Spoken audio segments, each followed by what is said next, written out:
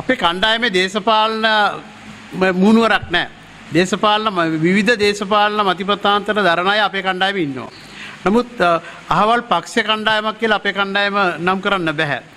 අපි පොදු අරමුණෙන් තමයි සමූපකාරිකයන් විදිහට තමයි අපි මේ වෙලාව එකතු වුණේ. මොකද අපි අවුරුදු ගාණක් ලංකාවේ හොඳම සම්පකාර සමිතිය, දකුණු පළාතේ හොඳම සම්පකාර සමිතිය, ඵලදායිතා රන් සම්මාන ලබාගත් සම්පකාර සමිතිය, වැඩපොළ සහයෝගිතා මහා පරිමාණ රන් සම්මාන ලබාගත් සම්පකාර සමිතිය, ශ්‍රී ලංකා තත්ත්ව සම්මාන ලබාගත් සම්පකාර සමිතිය, 500 සේවකයෝ වැඩ කරන සම්පකාර සමිතිය, දිවයිනේ දැවැන්තම සම්පකාර සමිතිය, ඒ වගේම විවිධ සේවා සම්පකාර සමිති ඒ නමට අර්ථයක් දෙමින් සමාජයේ සෑම අංශයකටම සෑම පුරවැසියෙකුටම සෑම ආදායම් මට්ටමක් තියෙන පුරවැසියෙකුටම සේවා සපයන ආයතනයක් බෙල්ලපාත විශ්ව සම්පකාර සමිතිය. සමේ දැවැන්ත ආයතනය අපි බේර ගන්න ඕන. තිබුණු තත්ත්වයෙන් තවදුරටත් වර්ධනය කළ ඉස්සරහට ගෙනියන්න ඕන නිසා අපිත් එක්ක හිටපු කාරක සභිකයන්, මහා සභිකයන්, අධ්‍යක්ෂ මණ්ඩලය සහ අපේ සමස්ත සමාජිකත්වය අපිත් එක්ක එකතු වුණා මේ නිලවරණයේදී.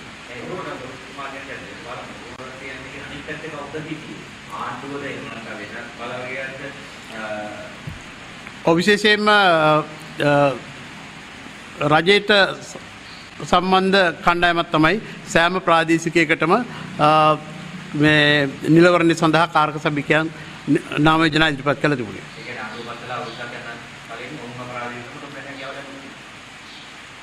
මම ආණ්ඩුව පරාද කරන්න අවස්ථාවක් ලැබුණා කියන එක මම අදහස් කරන්නේ නැහැ. නමුත් මේ නිලවරණයේදී ඉදිරිපත් වුණු කණ්ඩායම අපි ඉතාමත්ම හොඳින් පරාජයට පත් කළා. විශේෂයෙන්ම මම අවුරුදු 32ක් මේ සමිතියේ මේ පාලක මණ්ඩලයේ නියෝජනය කරනවා. අවුරුදු 20ක් සභාපතිවරයා විදිහට ඉන්නවා. හැබැයි මේ කිසිම කාලයක දේශපාලන මුහුණුවරකින් මම ඇවිල්ලා නැහැ. සියලුම සමාජිකයෝ දේශපාලන මත පැත්තක තියලා මට උදව් කරා. නමුත් මෙවර මේක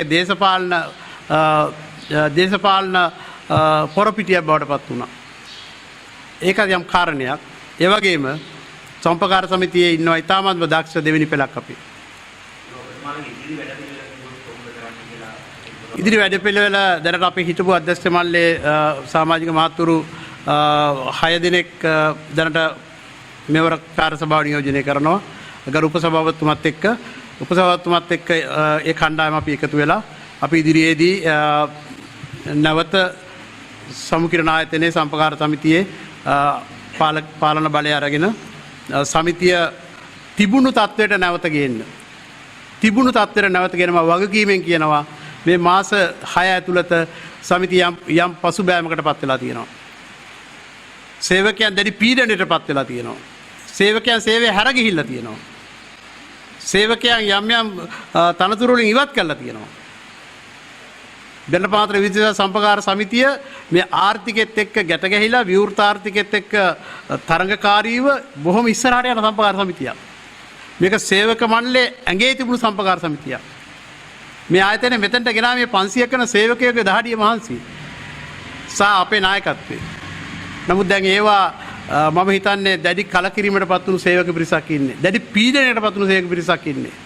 ඒ නිසා දැන් විශාල පසුබෑමකට පත් වෙමින් ඉන්නවා. අපේ නව පාලක මණ්ඩලයට සිද්ධ වෙනවා, නව අධ්‍යක්ෂ මණ්ඩලයට සිද්ධ වෙනවා නැවත තිබුණු තත්වයට සමිතිය ගේන්න සහ එතනින් එහාට ගෙනියන්න.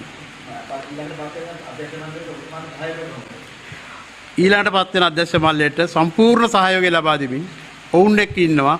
අපි සම්පකාර සමිතිය වෙනුවෙන් ඉදිරියට පත් වෙන අධ්‍යක්ෂ මණ්ඩලය සහ ඒ මහසභා නියෝජිතයන් සමග අපි සමගියෙන් කටයුතු කරමින් ඉස්සරහට යන්න තමයි කල්පනා කරන්නේ.